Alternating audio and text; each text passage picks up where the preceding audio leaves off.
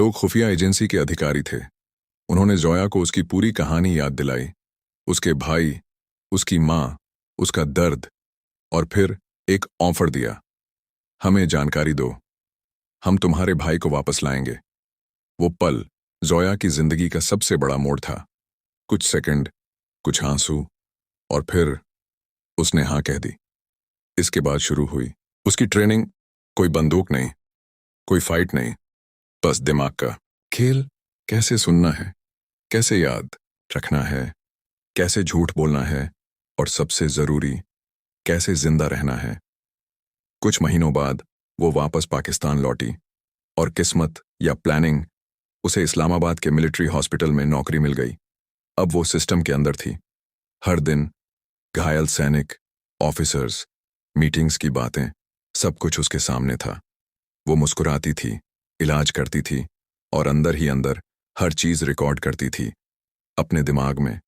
फिर एक दिन उसकी जिंदगी में आया ब्रिगेडियर फरहान, एक सख्त, खतरनाक और बेहद प्रभावशाली अफसर।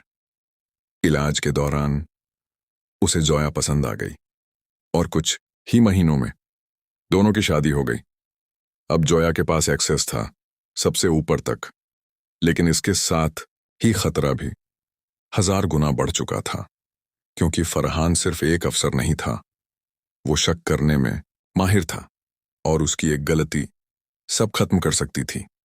रात के वक्त जब फरहान शराब के नशे में सो जाता, तभी जोया का असली काम शुरू होता। वो बाथरूम में जाती, ट्रांसमीटर ऑन करती, और कोड में सारी जानकारी भेज देती। दिन बीतते गए, मिशन आगे बढ़ता गया, लेकिन खतरा भी करीब आता गया। एक दिन फरहान अचानक घर जल्दी आ गया। उसके हाथ में एक फाइल थी जिस पर लिखा था टॉप सीक्रेट। उसने फाइल टेबल पर रखी और बाथरूम में चला गया। जोया ने वो फाइल देखी और खुद को रोक नहीं पाई।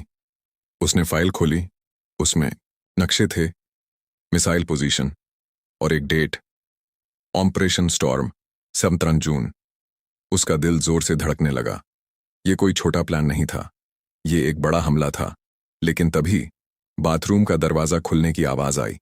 जोया ने फाइल बंद की और सामान्य बनने की कोशिश की।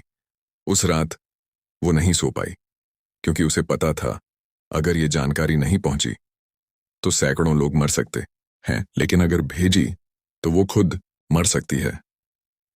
अगले दिन आईएसआई का अलर्ट आया, किसी अफसर के घर से जानकारी लीक हो रही है। फरहान गुस्से में था और डर भी गया था। उसने घर की तलाशी लेने का फैसला किया। जोया समझ गई, अब वक्त खत्म हो चुका है।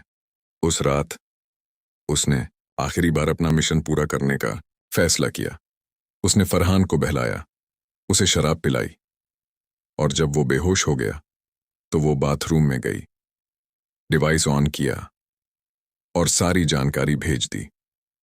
उसके हाथ कांप रहे थे, आंखों में आंसू थे, लेकिन आवाज मजबूत थी। ऑपरेशन स्टॉर्म, 17 जून, फुल मूवमेंट कंफर्म।